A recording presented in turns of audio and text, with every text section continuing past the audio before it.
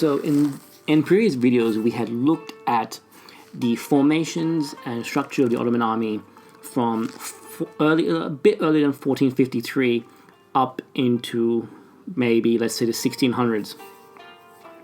And it is during the 1600s to 1700s, around 1650, that the Ottomans reach the zenith of the empire, and from then on it is mostly seen generally by most historians, modern historians, as the decline of the empire if we follow the path and the history that we're taught in high schools and schools, the Ottoman decline theory.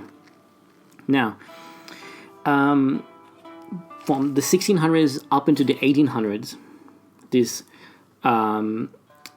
change in the Ottoman army, we can see a change in the Ottoman army throughout that time period where various reform efforts have come into place.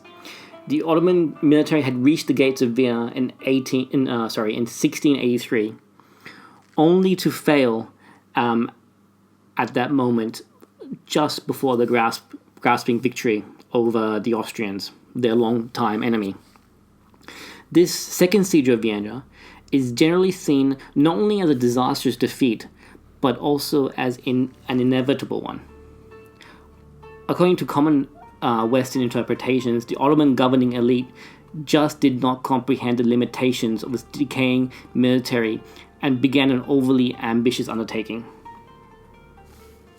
However, I like to posit that the transformed Ottoman military functioned properly from the beginning of the campaign up until its final defeat at Pakani on October 7th, 1683.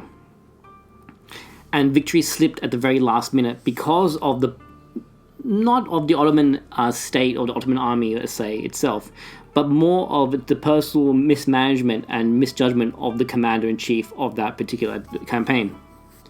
But why? Why is the common interpretation the most prevalent one? The military suffered both humiliating defeats after the siege during the War of the Holy Alliance and also waged heroic defenses.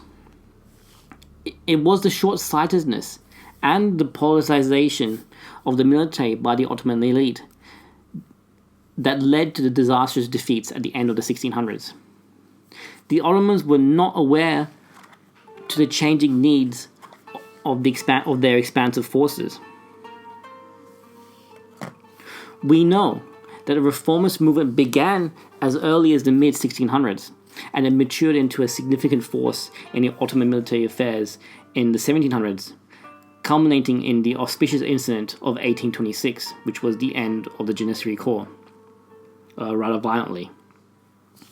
Much of discourse regarding the direction of the reforms pitted traditional Ottoman ideas from the classical period against modern tactical innovations that had been developed in contemporary Europe.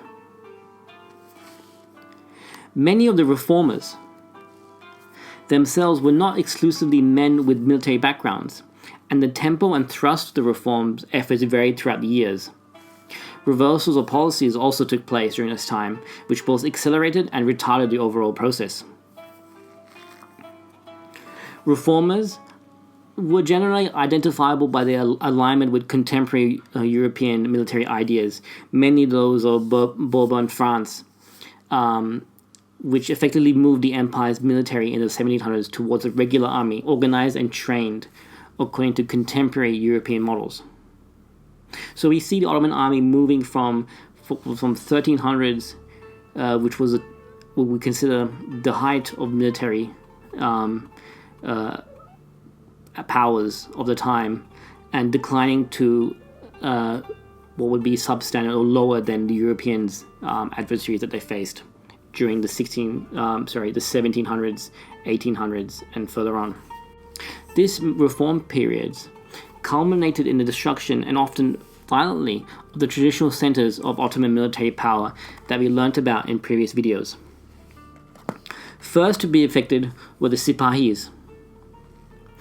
They were eradicated as a class, followed by a transformation of the provincial forces, and finally the elite Janissary Corps and associated forces were first increased to meet demand and then destroyed entirely when they became too political.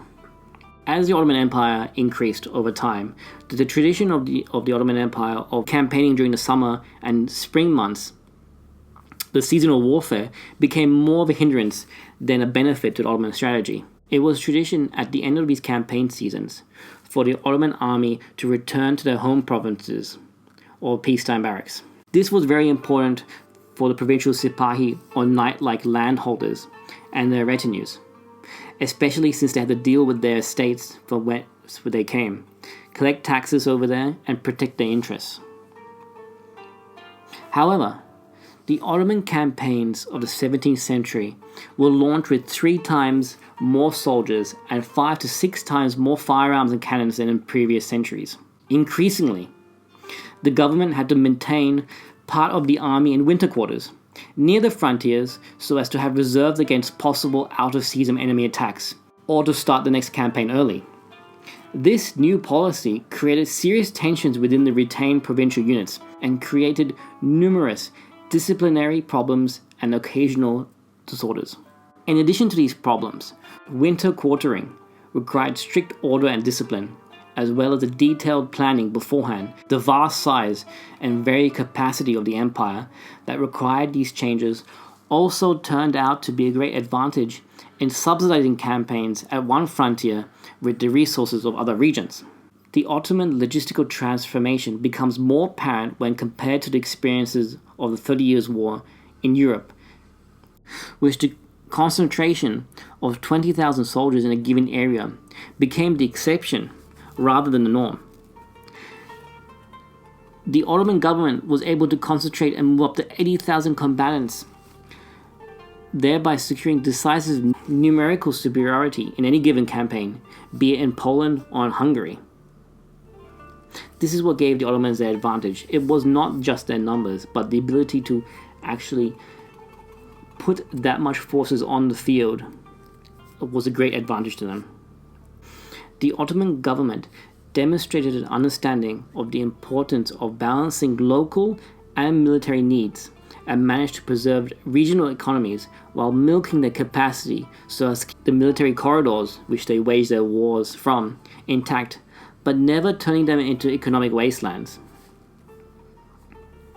However, the Hungarian frontier regions did not profit from this policy due to constant siege and counter-siege operations, as well as the never-ending raids and counter-raids waged by both Ottoman raiding forces and the ones that the Austrians had developed in response to that. Moreover, the Ottoman-Hungarian provinces never managed to recover completely from the destruction of the Long War, and only partly managed to support the needs of the Ottoman permanent garrisons, whereas in 1570s they were able to supply all their needs. Surprisingly, even during the disastrous War of the Holy Alliance, which happened after the Siege of Vienna, the Ottoman expeditionary forces tried to protect civilians from the effects of continuous combat. Most of the time managed to pay for provisions provided by the villagers instead of outright taking them. The Ottoman expeditionary armies had other crucial advantages as well. The average Ottoman soldier was sturdier, consumed fewer luxury goods, and contended more easily with the difficult conditions of the campaign than his fellow European counterparts. In times of crisis, when the government was unable to pay salaries or unable to feed the army, the Ottoman regular soldiers generally withstood these hard conditions rather than desert. Nevertheless, they were prone to rebellion, and it was very difficult to control them afterwards. The Ottoman camps were free of alcohol, which not only reduced the need to allocate transportation or carrying barrels of alcoholic beverages, but also reduced alcohol-related troubles as well. Additionally, the numbers of unofficial camp followers remained very limited, whereas in any given European army, the numbers far exceeded the actual numbers of combat soldiers themselves. All of this, however, was expensive. The first changes to the classical army came at the expenses of the Sipahi and the Timariyat, a successor to the Byzantine Pronoia system that made up the hierarchy and the economy of the state. Economy-wise, the Ottoman Empire had a medieval agrarian economy, which had limited surplus capacity, was short of ready cash, and possessed scant resources required to support the newly evolving gunpowder mass army. The Ottomans did not have the means to compete with the countries accumulating large amounts of cash from commerce and banking, especially the Dutch Republic.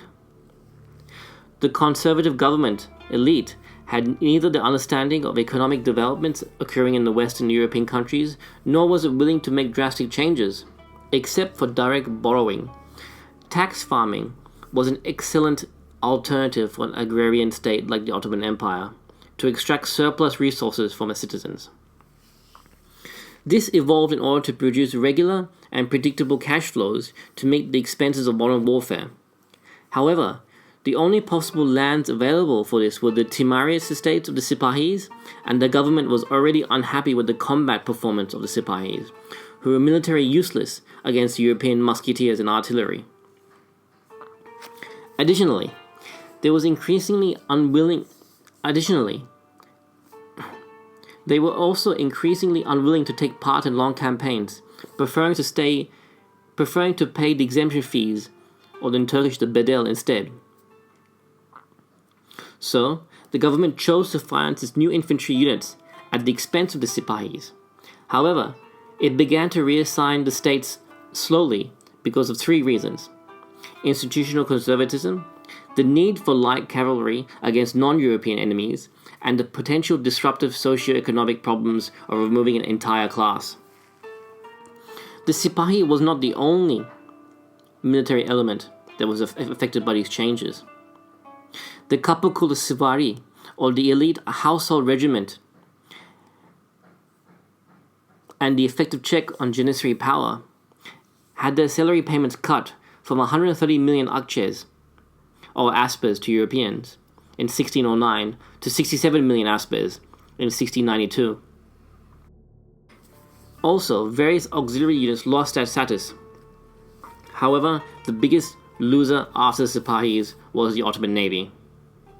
By decreasing both naval activity and naval vessels, the government managed to divert large sums of money to land campaigns.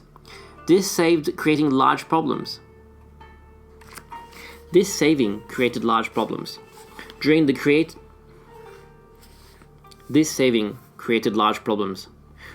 Cretan campaign against the Venetians, the weak Ottoman Navy suffered humiliating reverses and were unable to support the expeditionary forces and enforce effective blockades. The obvious winners of the 17th century military transformations, however, were the Janissaries and the Cannoneers. A few other technical corps also benefited from the transformations, like the armorers, the miners, but not the household cavalrymen or the wagoners. Being a very expensive light cavalry corps, the Suvaris were unable to withstand the financial compromises of the transformation and could not protect their privileges effectively. For the Arabajiz, or the wagoners, the situation was grimmer. Their specialized mode of combat formation, the tabur, which we have another video on, lost its value against new firearms, which had longer ranges and better accuracy. So they only managed to protect their place in the force structure because of the conservatism of the government by becoming a totally artillery transport corps. The Janissaries, as a musket-bearing light infantry with long-established regimental structures and built-in combat support arms, were more than ideal corps for the new battle environment.